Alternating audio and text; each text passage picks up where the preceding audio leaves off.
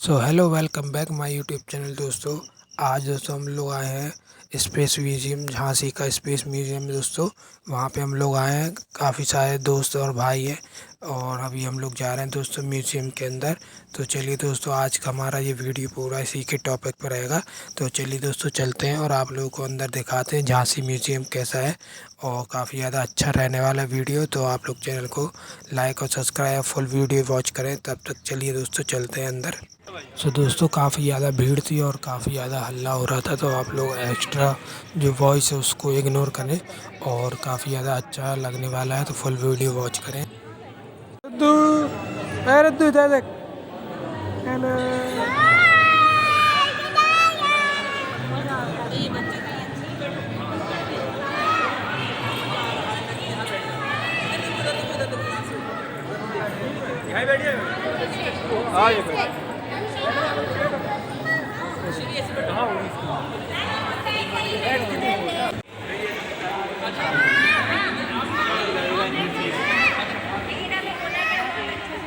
Video बनाने चालू है ना।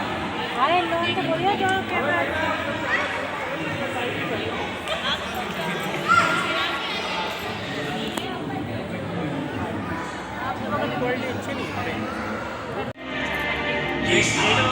हमारे ब्रह्मांड के कई चमत्कारों को आपके सामने लाने के लिए हम सबका एक प्रयत्न है। आपको ये दिखाने के लिए कि हमारी पृथ्वी, हमारा सौरमंडल और हमारे ब्रह्मांड की दुनिया के कई सारे खिलाड़ी कैसे अपनी अपनी अनोखी भूमिका निभाते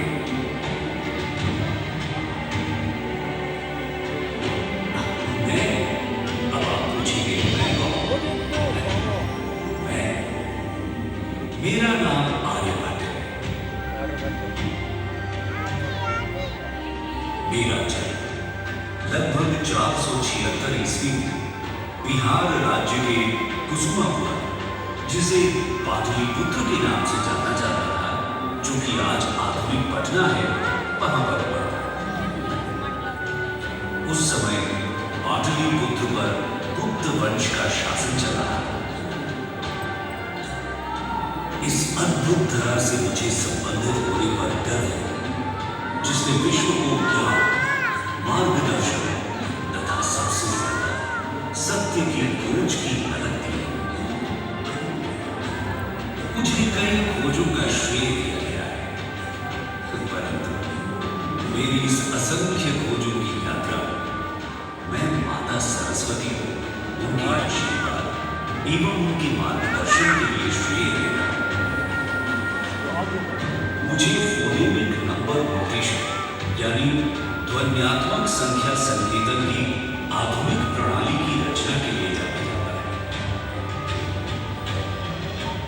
जिसमें संख्याओं को कॉन्सोनेंट वावल मोनोसिलेबल्स अर्थात व्यंजन स्वर मोनोसिलेबल्स के द्वारा दर्शाया जाता है,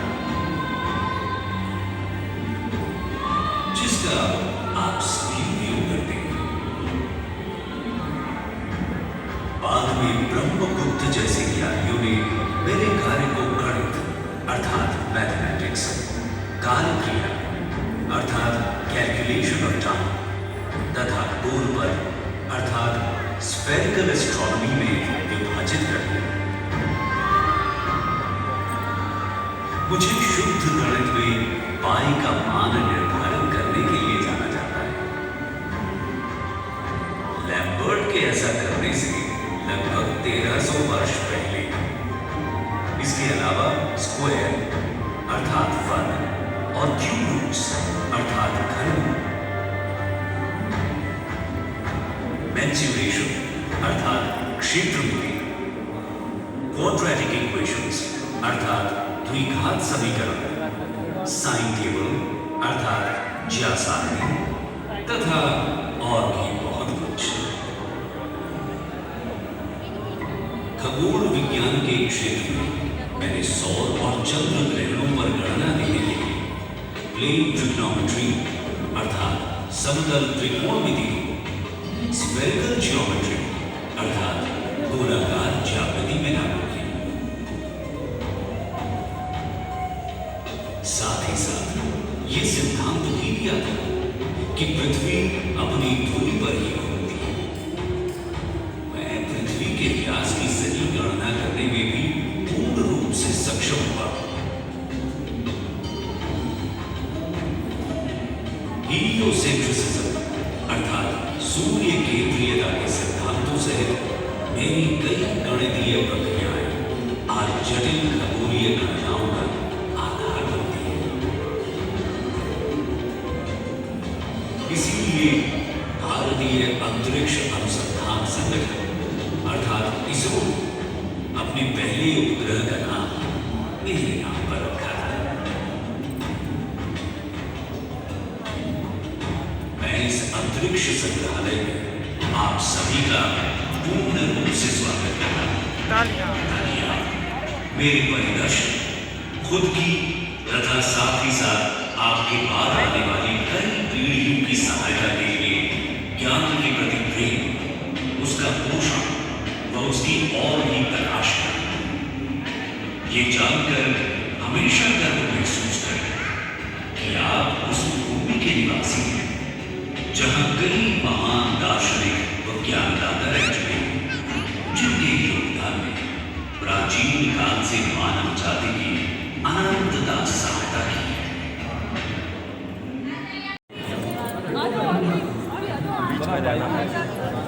पाई के 2 पाई RH 360।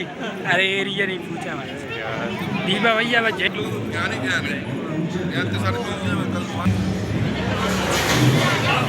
Big bang theory. ये थियरी बताती है कि अंतरिक्ष और समय लगभग 13.787 बिलियन वर्ष पहले एक साथ मिल गए। वीडियो रहेगी लक्की। हाँ मुझे होता तुझे पूरा एकदम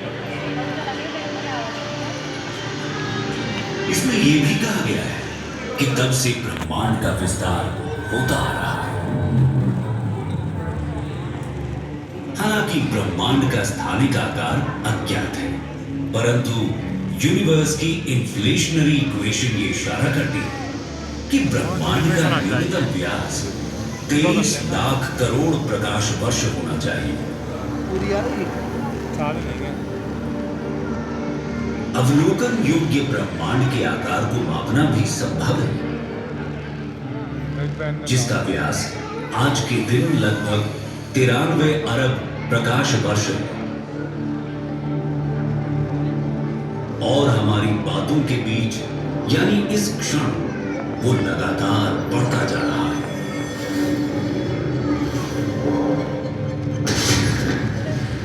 बिग बैंग के स्वीकृत सिद्धांतों के अनुसार ब्रह्मांड के विस्तार के साथ शुरुआत से मौजूद ऊर्जा और पदार्थ कम घने हो गए। एक शुरुआती त्वरित विस्तार अवधि के बाद, जिसे लगभग 10 की घात 32 सेकंड में इन्फ्लेशनरी इपॉक के नाम से जाना जाता है, ब्रह्मांड धीरे धीरे ठंडा होना शुरू हुआ और तब से इसका विस्तार जारी है। इसने पहले परमाणु उपकणों और सरल परमाणुओं को बनाने की अनुमति दी। गुरुत्वाकर्षण के प्रभाव में डार्क मैटर धीरे धीरे इकट्ठा होकर फिलामेंट्स और रिक्त स्थान की फोम जैसी संरचना बनाता है,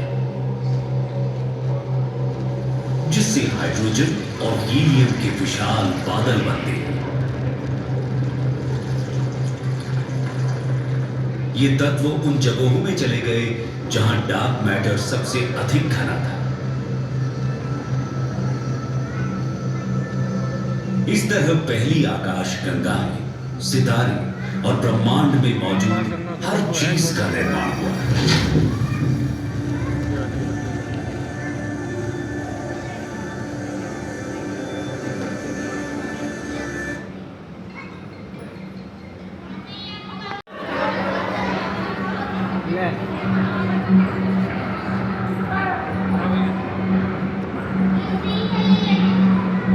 प्रारंभिक गर्म और सघन अवस्था को प्लैंक इपॉक अर्थात प्लैंक युग के नाम से जाना जाता है।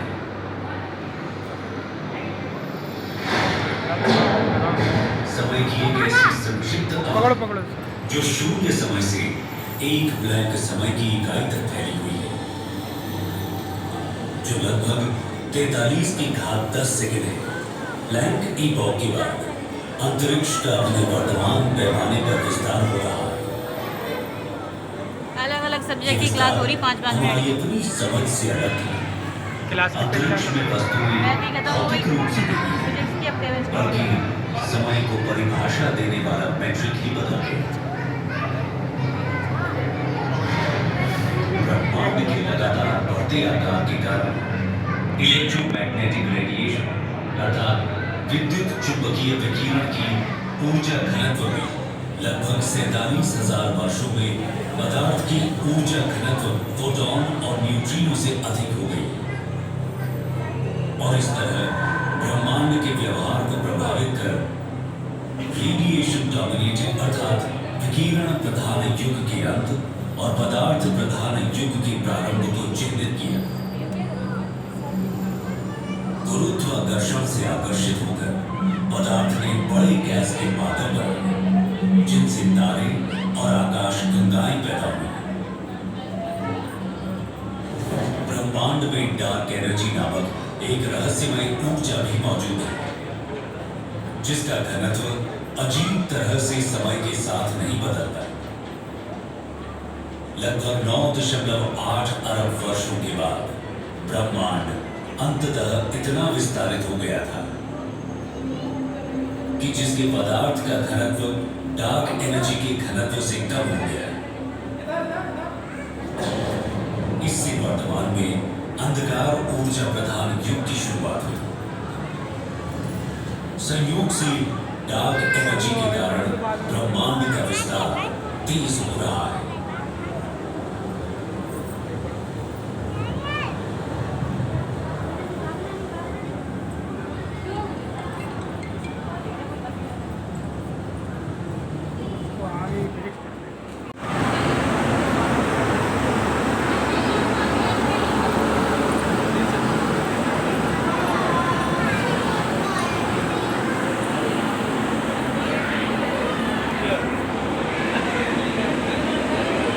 हो जा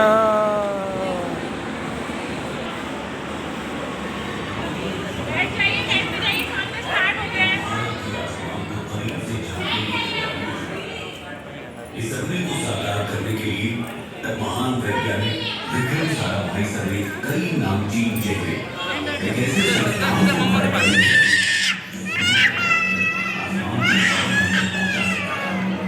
और इसी कड़ी में भारत की अंतरिक्ष एजेंसी भारतीय अंतरिक्ष अनुसंधान संगठन यानी इसरो 15 अगस्त 1969 को हकीकत के धरातल पर मुझे इसकी स्थापना का पसंद है, उतना ही इसकी शुरुआत की कहानी दिलचस्प। ये तस्वीरों को देखिए।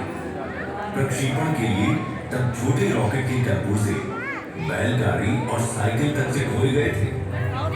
54 साल बाद बीते दिनों चंद्रयान 3 के सफल प्रक्षेपण ने इसरो की उपलब्धियों में एक नहीं बल्कि 4 चांद लगा दिए। सारी दुनिया भारत की इस अंतरिक्ष एजेंसी का न सिर्फ लोहा मान रही है, बल्कि दुनिया की प्रमुख 5 स्पेस एजेंसियों में इसका नाम शुमार हो चुका है। आखिर इसरो का अब तक का कैसा रहा सफर? कितनी चुनौतियों का सामना कर वो आज इस मंजिल तक पहुंची? चलिए डालते हैं एक नजर उसकी अब तक की यात्रा पर। भारतीय अंतरिक्ष अनुसंधान आज जिस मुकाम पर है, इसके पीछे एक गहरा इतिहास छुपा हुआ है। इसरो एक ऐसा नाम है जिसकी शुरुआत 1920 के दशक में ही हो गई थी। तो महान वैज्ञानिकों होमी जहांगीर भाभा और विक्रम साराभाई ने कई सारे प्रयोग करके अंतरिक्ष अनुसंधानों का निर्माण किया। अपनी सोच और समझ ने इसरो के विकास में महत्वपूर्ण योगदान दिया। सन 1969 में इस अंतरिक्ष अनुसंधान संगठन को ही तत्कालीन रूप से इसरो का नाम दे दिया गया।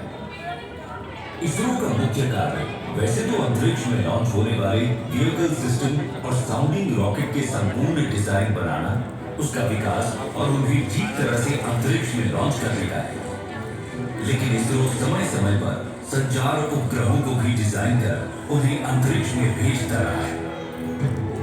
यदि आज के समय तक इसरो की कामयाबी के बारे में बात की जाए तो इसरो द्वारा सैकड़ों की संख्या में सैटेलाइट अंतरिक्ष की ओर लॉन्च किए गए। इसरो ने केवल भारत के लिए ही यान लॉन्च नहीं किए, बल्कि इनमें से अधिकतर यान विदेशों के लिए लॉन्च किए गए। भारत के विकास में महत्वपूर्ण योगदान देने वाले इसरो ने अब तक पूरे भारत में अपने 20 महत्वपूर्ण सेंटर स्थापित किए। भारत के विभिन्न राज्यों में विभिन्न उद्देश्यों से अलग अलग भारतीय अनुसंधान के केंद्र बनाए गए हैं। इसरो की सबसे बड़ी और अहम उपलब्धि चंद्रयान की रही, क्योंकि इस यान ने चंद्रमा पर पानी की खोज करके वहां भारत देश का परचम लहराया और चांद पर खोज करने वाला पहला देश बनकर इतिहास के पन्नों में अपना नाम दर्ज कराया। 10 साल की कड़ी मेहनत के बाद इसरो ने फिर से चंद्रयान 2 का निर्माण किया। चांद की यात्रा करने के बाद इसरो ने मंगल की यात्रा साल 2013 में की, जिसे मिशन मंगल का नाम दिया गया। 2017 में भी ऐतिहासिक क्षण तब आया जब इसरो ने फरवरी महीने में एक ही मिशन पर 104 उपग्रहों को सफलतापूर्वक लॉन्च कर कीर्तिमान रच दिया। फिर 2019 में इसरो ने दूसरा मून मिशन चंद्रयान भेजा और आखिरकार 23 अगस्त 2023 को चांद पर कदम रख नया इतिहास रच डाला। भारत आज चंद्रमा की दक्षिणी ध्रुव तक पहुंचने में अग्रणी देश बन चुका है और इसका श्रेय जाता है इसरो को। इसके बावजूद इसरो के विभिन्न अंतरिक्ष मिशनों, उपग्रह प्रक्षेपण और अनुसंधान परियोजनाओं पर काम थमे नहीं। इसरो का सफर जारी है। इसरो की इस सफलता को सलाम। एग्जिट है।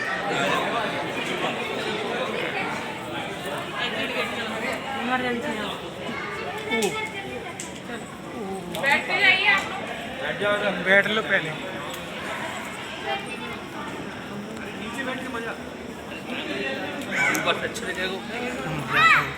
जैसा कि जीवन के मूलभूत निर्माण खंड बनाए गए थे, पृथ्वी लगातार बदलती रही। ये इस विशाल ब्रह्मांड में अपने लिए एक बहुत ही अनोखी स्थिति हासिल करने के लिए विकसित हुआ। इसकी विशिष्टता इसी तथ्य में है कि जहां तक हम जानते हैं, ये एकमात्र ऐसा ग्रह है जिसमें जीवन शामिल है। ये अपने सबसे दुर्गम इलाकों में भी जीवन का पोषण करता है। एक प्रजाति के लिए जो रहने लायक नहीं हो सकती, वो दूसरे के रहने और पनपने के लिए आदर्श घर और निवास स्थान है। इस पृथ्वी पर जीवन की कई सारी प्रजातियां, जिसमें कि हम सभी का नाम भी नहीं ले पाएंगे। सभी प्रजातियां एक दूसरे के साथ अंतरंग संबंध में रहती है और पनपती रहती है। हर एक अपने अस्तित्व और प्रसार के लिए दूसरे पर निर्भर रहती है। अरबों वर्षों में हमारी पृथ्वी विस्तार करते रहने वाले ब्रह्मांड में लड़खड़ाते हुए उस पर संपूर्ण जीवन के लिए एक जीवंत अंतरिक्ष यान बन गई है। इस अंतरिक्ष यान के 2/3 हिस्से पानी में ढके हुए हैं और इसी में इस ग्रह को उसका नीला रंग है। यहाँ पर जीवन के प्रथम रूप दिखाई दे।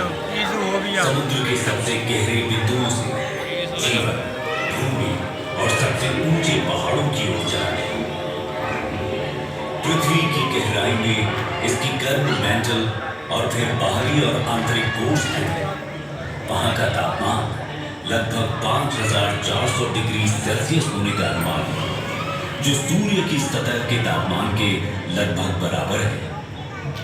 ऐसा माना जाता है कि पृथ्वी का आंतरिक कोर धीरे धीरे बढ़ रहा है, क्योंकि आंतरिक कोर की सीमा पर तरल बाहरी कोर पृथ्वी के आंतरिक भाग के क्रमिक शीतलन के कारण प्रति अरब वर्ष लगभग 100 डिग्री सेल्सियस पर ठंडा और ठोस हो जाता है। पृथ्वी के आंतरिक और बाहरी कोर में निर्मित कन्वेक्शन करंट्स अर्थात हमारे ग्रह की चुंबकीय फील्ड्स का निर्माण करते हैं। ये हमारे ग्रह के चारों ओर के चुंबकीय क्षेत्र ही है जो हानिकारक विद्युत चुंबकीय विकिरण को हम पर हमला करने से रोकती है।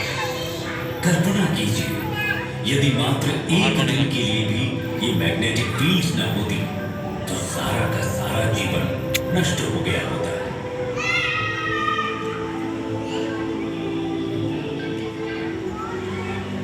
महासागरीय धाराएं समुद्री जल की निरंतर निर्देशित गति है जो उस पर कार्य करने वाली कई शक्तियों द्वारा उत्पन्न होती है, जिसमें हवा, तापमान, टूटती लहरें, गहराई की रूपरेखा और तटरेखाएं, साथ ही अन्य धाराओं की दिशा और ताकत के साथ इसका इंटरैक्शन शामिल है। ये समुद्री धाराएं ही हैं जो वैश्विक कन्वेयर बेल्ट बनाती हैं और उन क्षेत्रों के तापमान को प्रभावित करती हैं जहां से वे यात्रा करती हैं।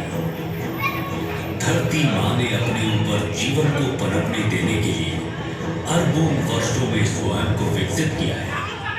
उसने ये सुनिश्चित करने के लिए तत्वों के साथ बेहतरीन संतुलन बनाया है कि इसकी कई प्रजातियों के बच्चों का अस्तित्व हमेशा बढ़ रहा है। परंतु जैसे जैसे हम मनुष्य बड़े होते हैं हम और भी अधिक शक्तिशाली होते हैं। जब तक कि हम अपने ग्रह के प्रति अधिक सचेत नहीं होंगे तो जो ज्ञान हमने प्राप्त किया है वो अंततः हमें नष्ट भी कर सकता है। हम मनुष्यों को शक्तिशाली होने के बावजूद अपनी बढ़ती आबादी को संसाधन उपलब्ध कराने के लिए पृथ्वी का शोषण करने के लिए अधिक मजबूर होना पड़ेगा और अपने मूर्खतापूर्ण उपभोग के कारण कई प्रजातियों को बर्बाद कर चुके हैं। पृथ्वी ने हमें पहले से ही चेतावनियां देना शुरू कर दिया है। प्रमुख जलवायु परिवर्तन, ध्रुवीय टोपी का पिघलना, जो कि हमारे मीठे या ताजे पानी का सबसे बड़ा भंडार है, न केवल उसके भंडार को बर्बाद करता है बल्कि पृथ्वी की ऊपरी तह को भी विकृत करता है, जिसके फिर दूरगामी परिणाम होते हैं। हम अपनी भूमि के उपजाऊपन को कम कर रहे हैं और इसकी हमें उपज देने की क्षमता चिंताजनक दर से कम हो भी रही है। बढ़ती जनसंख्या के साथ आने वाले भविष्य में भोजन की कमी होना स्वाभाविक है, जिससे दंगे, युद्ध और अंततः संपूर्ण विनाश होगा। अभी भी समय है, जाग जाए। ये हमारा एकमात्र घर है। धरती मां ने हमें जीवित रहने के लिए बहुत कुछ दिया है। इस दुनिया में सभी के लिए पर्याप्त है, लेकिन एक आदमी के लालच के लिए कभी भी पर्याप्त नहीं होगा। आइए आज हम सब ये प्रतिज्ञा कर सुनिश्चित करें कि हम इस ग्रह को और भी अधिक सचेत बनाएंगे।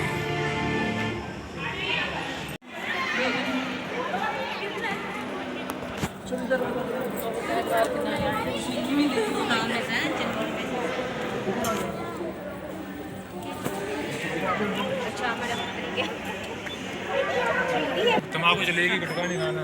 हाँ तम्बाकू चलेगी, बीड़ी भी चलेगी।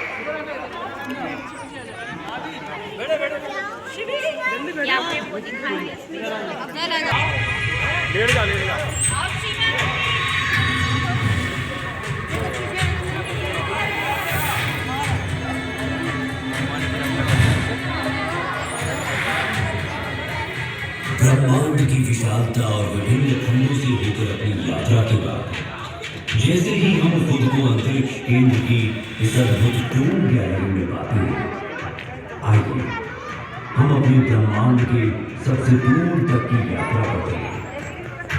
आइए ब्रह्मांड के परिप्रेक्ष्य में हम स्वयं अपने आप को जरा देखें कि हम कहाँ खड़े हैं, हम क्या हैं।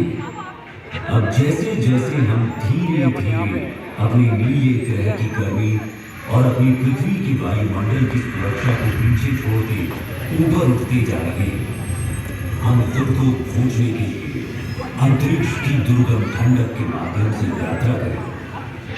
हम नए अन्वेषक बनने जा रहे हैं जिन्होंने आगे बढ़ने और अपने भीतर खुद को खोजने का साहस किया है।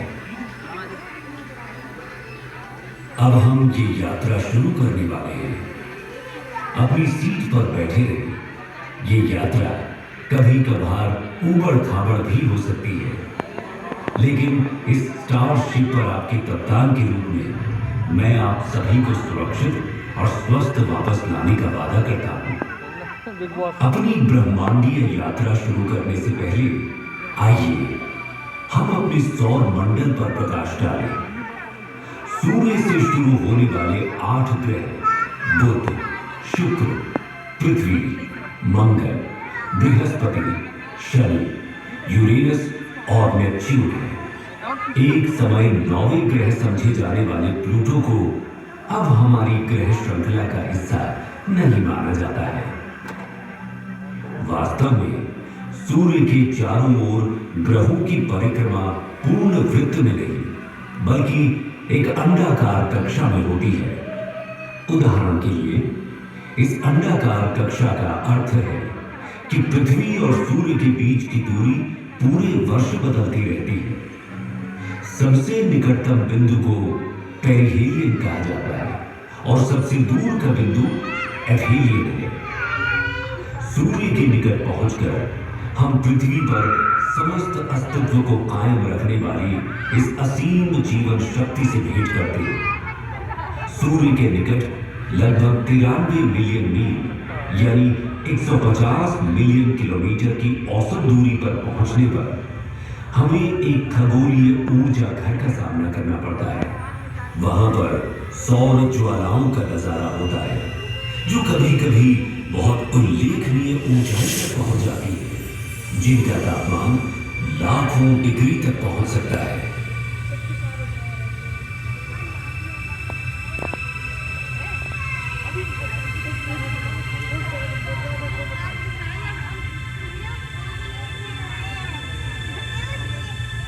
सौर मंडल में हमारा प्रारंभिक गंतव्य बुध है।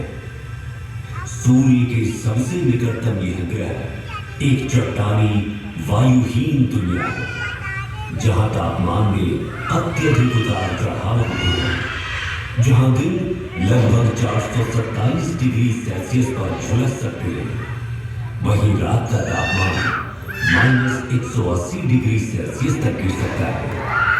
बुध की सतह टकराव से बनने वाले गड्ढों से सजी हुई है और ये पृथ्वी के लगभग 28 दिनों में सूर्य के चारों ओर एक परिक्रमा पूरी करता है। इससे आगे बढ़ते हुए शुक्र अपनी मनमोहक सुंदरता से मंत्रमुग्ध कर देता है, लेकिन सावधान रहें, यहां का तापमान 462 डिग्री सेल्सियस तक बढ़ सकता है, जो कि इसके सूर्य से दूर होने के बावजूद बुध से भी अधिक गर्म है। हमारे ज्ञात ब्रह्मांड के सबसे सुदूर क्षेत्र में जाने से पहले आइए कुछ क्षण के लिए अपने निवास ग्रह पृथ्वी पर टकटकी लगाकर नजर डालें, जहां हम जो कुछ भी प्यार करते हैं, अपना मानते हैं और संजोते हैं, वो हमारी सुरक्षित वापसी का इंतजार कर रहा है। हमारे प्रिय चंद्रमा की ओर आगे बढ़ते हैं, जो कि किंवदंतियों और कहानियों में एक खगोलीय प्रेरणा की तरह है। इसकी मनमोहक सुंदरता, जो अक्सर काव्यात्मक होती है, पृथ्वी के प्राकृतिक उपग्रह के रूप में इसके वैज्ञानिक महत्व को छुपाती है।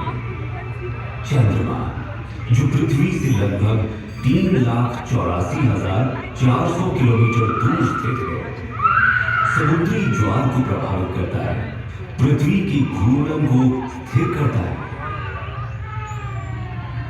जैसे ही हम अपने निकटतम पड़ोसी मंगल ग्रह को पार करेंगे, शुद्ध ग्रह बेल्ट से गुजरने के लिए तैयार हो जाए।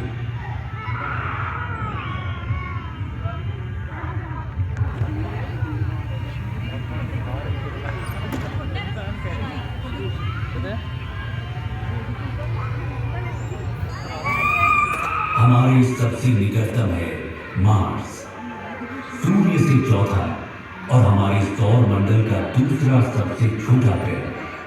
ये केवल बुद्ध से बड़ा है।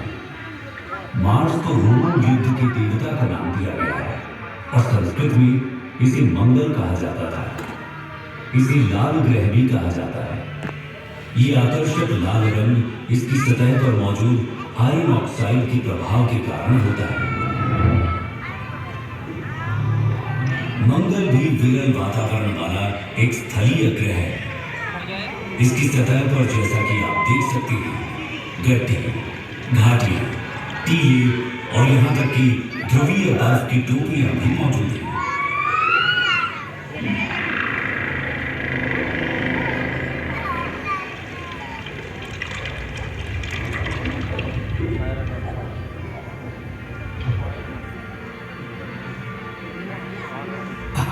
अरे अरे, हमारे साथी यात्रियों, बिल्कुल भी चिंता न करें, आप सभी सुरक्षित रहेंगे।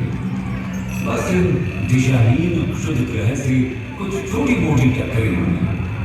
पूर्ण रूप से निश्चित रहें कि आपका अंतरिक्ष यान उन सभी को, मेरा मतलब है कि लगभग सभी को संभालने में सक्षम है।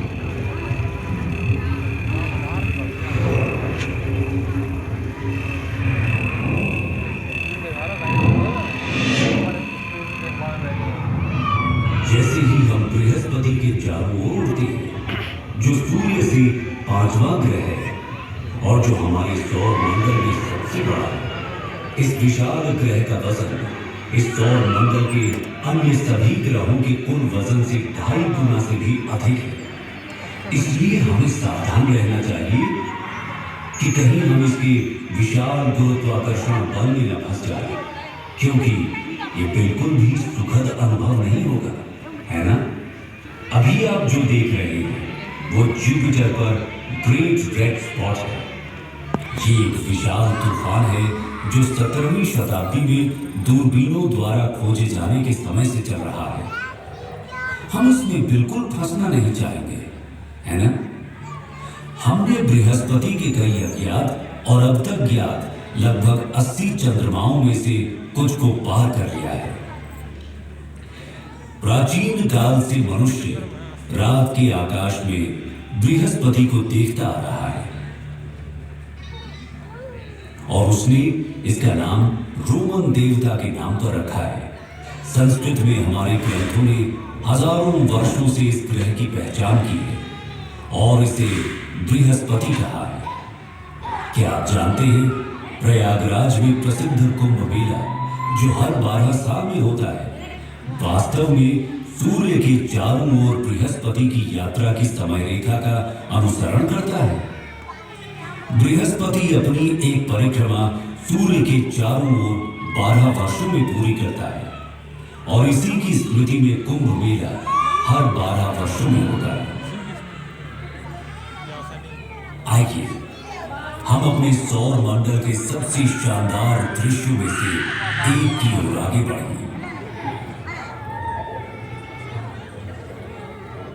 शनि ग्रह, सैटर्न, हमारे सौर मंडल के सबसे शानदार ग्रहों में से एक, पृथ्वी से 1.4 अरब किलोमीटर की विशाल दूरी पर है। अपनी कक्षा में निकटतम दूरी पर भी ये अभी भी हमारी पृथ्वी से लगभग 1.2 बिलियन किलोमीटर दूर है। ये सूर्य से छठा ग्रह है और हमारे सौर मंडल में दूसरा सबसे बड़ा ग्रह भी है।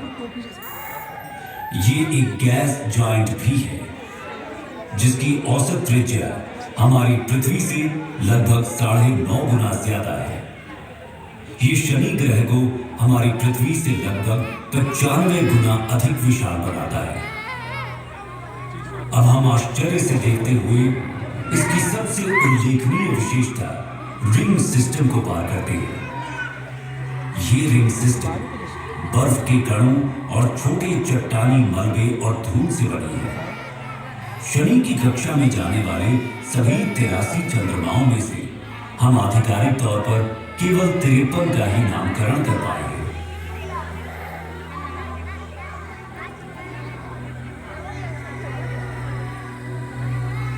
जैसे जैसे हम अपनी अंतरिक्ष यात्रा में तेजी लाते जा रहे हैं, हम अपने सौर मंडल के अगले 3 ग्रहों को पार करते हैं। हम यूरेनस के ऊपर से गुजरते हुए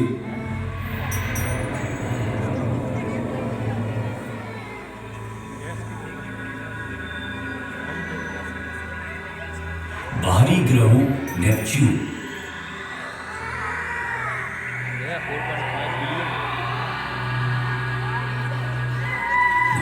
और अंत में प्लूटो से आगे बढ़ते हैं। सूर्य अब प्रकाश के एक छोटे से कण के अलावा और कुछ भी नहीं है और हमारी पृथ्वी अब दिख भी नहीं रही।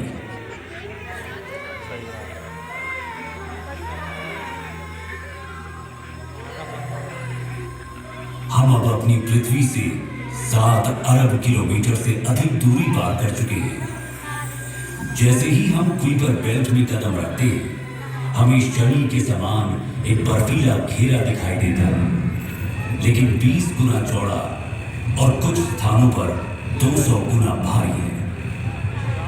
अब हम पृथ्वी से 10 अरब किलोमीटर से अधिक दूरी पर इंटरस्टेलर अंतरिक्ष में हैं। जैसे जैसे हम तेज गति से आगे बढ़ते हैं, हम 100 अरब किलोमीटर दूर एरिस और सेडना नाम के पौने ग्रहों से गुजरते हैं। परंतु हमारी यात्रा यही खत्म नहीं हुई है। हमने तो अभी तक अपने विशाल ब्रह्मांड की सतह को खरमुचा तक नहीं है। अब हम ऊंट बादलों के माध्यम से 1 ट्रिलियन किलोमीटर से अधिक की यात्रा कर रहे हैं। इसके अलावा अब मैं आप सभी को इस ब्रह्मांड को इस यात्रा के रूप में अपने विचारों में अनुभव करने दूंगा। जब आप खुद को इस अविश्वसनीय विशालता के साथ एक महसूस करेंगे। अपनी ब्रह्मांडीय यात्रा को जारी रखते हुए हमारा सामना प्रोसियोन, जिसे अल्फा कैनिस माइनोरिस के नाम से भी जाना जाता है। जैसे जैसे हम अंतरिक्ष में यात्रा करते हैं, हमारा सामना केपेला से होता है, जो ओरिगा तारामंडल में एक प्रमुख तारा प्रणाली है। आगे बढ़ते हुए हम प्लीड्स क्लस्टर के पास पहुंचते हैं, जो ऋषभ यानी टॉरस तारामंडल में एक आश्चर्यजनक खुला तारा समूह है। इसे 7 सिस्टर्स के नाम से भी जाना जाता है। प्लीड्स ब्रह्मांडीय सुंदरता और खगोलीय महत्वता को प्रदर्शित करता है। ओरायन तारामंडल में मौजूद एक मनोरम तारकीय नर्सरी, गैस और धूल का ये विशाल बादल लगभग 24 प्रकाश वर्ष दूरी तक फैला हुआ है और ये नए सितारों के जन्म स्थान के रूप में कार्य करता है। हम धनु यानी सजिटेरियस समूह का सामना करते हैं, जिसे मेसियर 22 के रूप में भी जाना जाता है, जो धनु यानी सजिटेरियस तारामंडल में एक गोलाकार तारा समूह है और इसे ज्योतिषीय प्रतीकवाद में अन्वेषण और ज्ञान प्राप्ति का प्रतीक माना जाता है।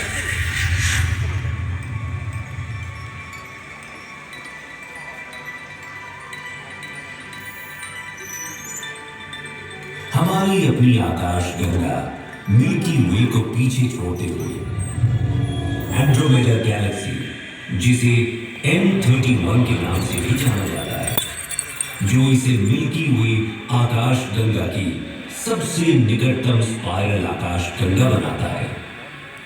क्या आप जानते हैं, एंड्रोमेडा हमारी आकाश गंगा से भी बड़ी है।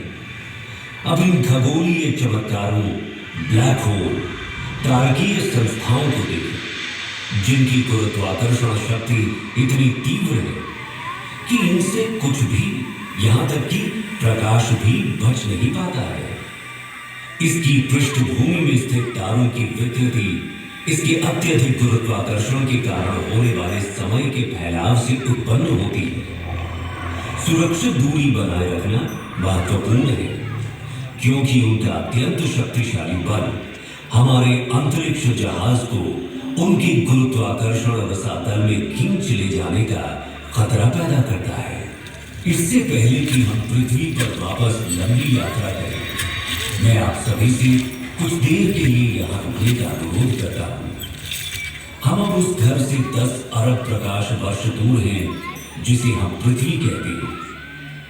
एक पृथ्वी वर्ष में प्रकाश द्वारा तय की गई दूरी को एक प्रकाश वर्ष कहा जाता है।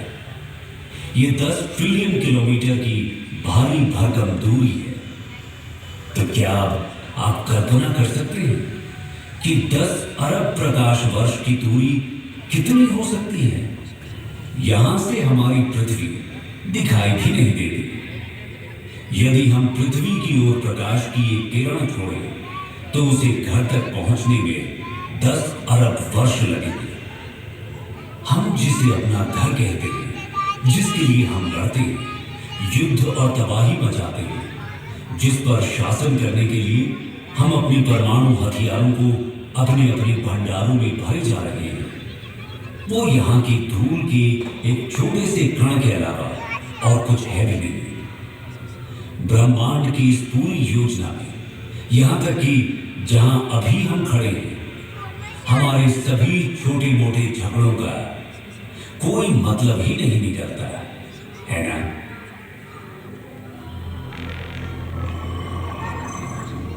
आइए अब हम अपने घर पृथ्वी पर वापसी की अपनी लंबी यात्रा शुरू करते हैं। ब्रह्मांडीय बाधाओं से बड़े तेजी से बढ़ते हुए हम अपने आप को प्रकाश की गति से भी तेज गति से आगे बढ़ाते हैं और अपने ज्ञात ब्रह्मांड के किनारे पर स्थित अज्ञात क्षेत्रों की ओर एक असाधारण यात्रा पर निकल पड़ते हैं। ये अभियान उन असंख्य रहस्यों और संभावनाओं को उजागर करता है जो हमारी वर्तमान समझ से परे इस विशाल ब्रह्मांडीय चादर में हमारा इंतजार कर रहे हैं।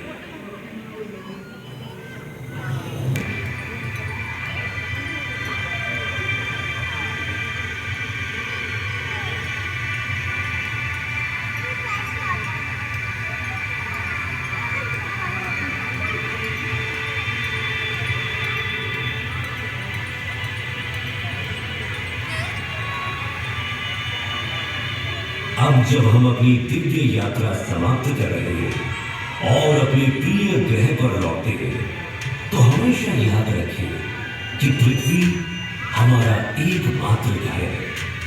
इसे संजोएं और इसकी रक्षा करें, क्योंकि हमारे कार्य इसके भाग्य को आकार देते हैं। यदि हम अपने स्वयं के कार्यों से अपनी पृथ्वी को नुकसान पहुंचाते हैं, तो हमारे पास दोष देने के लिए कोई नहीं होगा और न ही हम कहीं और जा पाएंगे। धरती माता से प्यार करें और उसका पालन पोषण करें, क्योंकि वो इस विशाल दुर्गम ब्रह्मांडीय चादर में हमारा भरण पोषण और पालन पोषण करती है।